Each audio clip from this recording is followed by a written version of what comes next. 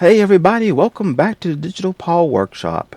Today's going to be a totally different video. It's not going to be no how-to, it's going to just be my opinion on some recent events involving Adobe. Now, I have used Adobe's products in the past, and if you probably see on some of my videos, especially some of my future ones I got coming up, I still use Illustrator for certain things. I don't use it as much as I did in the past. Now, the Illustrator I'm using is the old CS CD disc version. I have never really had the need to upgrade it because I don't do nothing really fancy as far as vector graphics. It was one I bought off of a classmate back in college when he was upgrading his system. Now I've had a version of Photoshop and a version of Premiere that was given to me by some other people, but I don't use them anymore. And the main reason why is their old 32-bit system, and I did use them and when I had Windows 7, when I had bought the virtual, bought the key to make it a professional, so I could use the virtual Windows and use an old XP32 on my system. But since then, I don't use them. When I upgraded to Windows 10, and I never really bought any more of Adobe when they went subscription. I don't. I got enough bills to pay. I got enough bills I'm trying to worry about: life insurance, cell phone, a loan I'm trying to pay off, stuff like that. I don't need another monthly bill. I don't need another annoyance, another stress point. And so if I can buy something straight out, I do. And I hate these companies where you buy something straight out and then later on they want you to change. They're going to cancel and go to subscription service. QuickBooks did that to me one time, and that's why I don't care to do anything else with QuickBooks, because I don't want a subscription service or a POS system that is on someone else's server that I have to have the internet to access. This is back when I had a storefront. So, yeah, that kind of ticked me off that they did that, where I didn't want to be, because if the internet's down, how am I going to make a sale in my store? If I have a local run POS system, if the internet's down, I may not can run a credit card, but I can still take cash and stuff like that. And so I'm gnawed it out. And so I looked around for some free stuff. And as you've seen in my videos, I do use some free software. I use Blender, I use Krita, and I use Olive. And as for what I'm doing, I don't really need no high fancy effects. I'm not gotten into no visual effects yet. Movie making, it's gonna probably be a while before I get to that. So even though when I was in college, Adobe was the industry standard, and they had good products I enjoyed. As far as the few photo editing programs, I still like Photoshop the best when I was in school, and I still kind of am like biased, but I'm not enough to pay a subscription for it. And I'm going to go into some of the issues now with dealing with what Adobe has done. Now, when Adobe announced incorporating AI into their product, I didn't have an issue with that.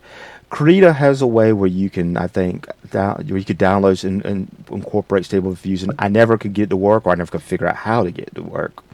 Now I think they've done some new plugins and stuff. I have seen some stuff about, but I haven't ventured into where I could use Stable Diffusion in Krita instead of having to use it in my web browser.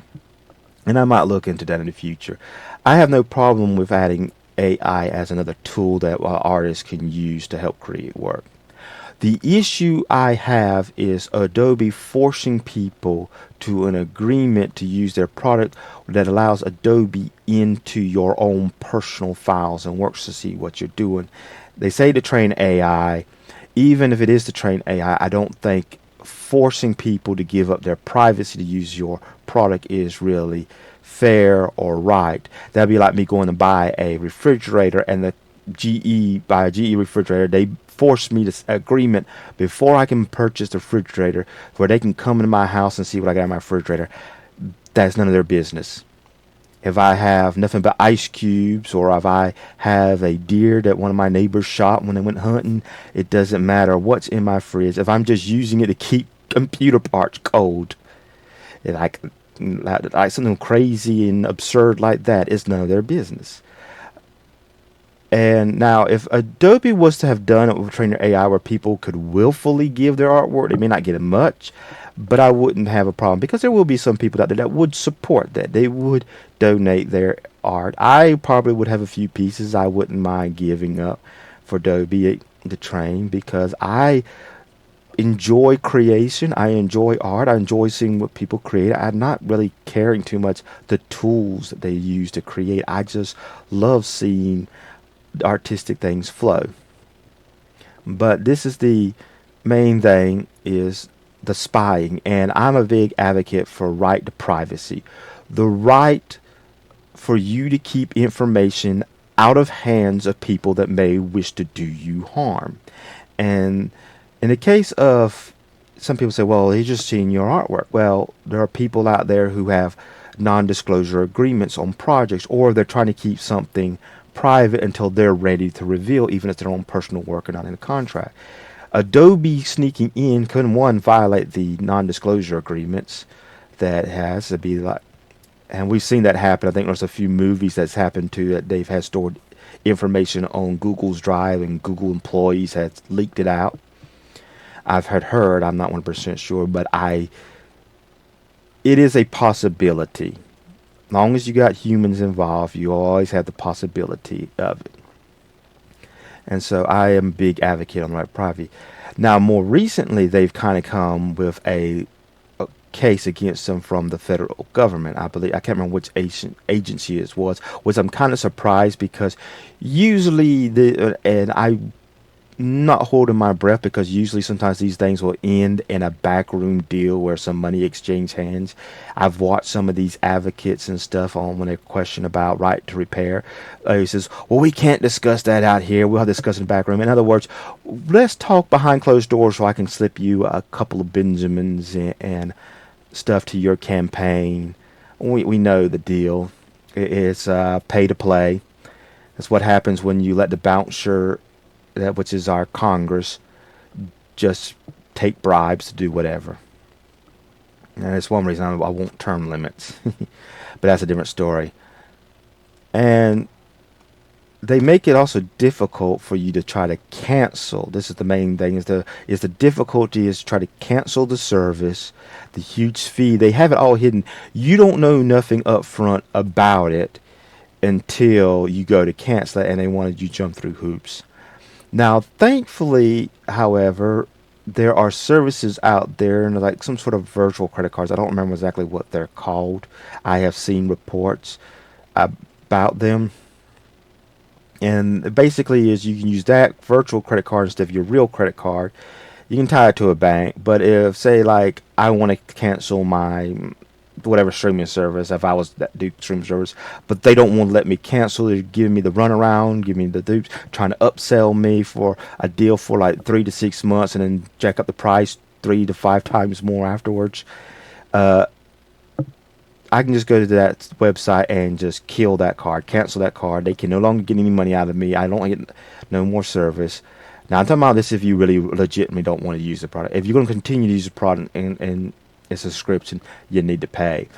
But I prefer owning my stuff. I still like buying DVDs. I still like buying CDs. I like to have my own physical media. That way I can listen to it and can anytime watch it anytime I want to. I don't want to have to go turn on to a streaming and the show I was wanting to see, they're not showing because there's been a dispute with a contract somewhere. Nah, I don't want that. So for the most part, I wish these companies would quit trying to railroad us into stuff. Just be honest, be open, offer options instead of. And what it is it's them trying not innovate and take the lazy way to maintain. And that kind of is the problem with when a business becomes so big. They do not wish to innovate as much as they wish just to acquire new things. And I just look at Disney. Disney used to be creative, used to be innovative, and what they do, they bought up Lucasfilms, they bought Pixar, they bought Marvel Studios. They just acquired these names, and they've kind of run them into the ground a bit because there is no innovation, there is no creativity.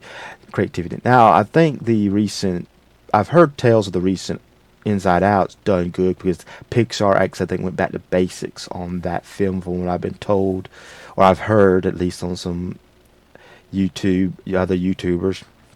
And if they did, and if Disney actually wakes up and does that, then yeah, the company can come back. I like I I have a love hate with Disney. There's certain things they've done I don't in the past I don't care for, and certain things they do I love. I do like The Incredibles. I like the old Robin Hood with the fox that they did. There are some Disney stuff I do like. But like with most of these companies, they're just trying to they get so big, they're just trying to find the easy way just to stay big, to maintain. And I think they're afraid of being honest because they are dependent upon shareholders.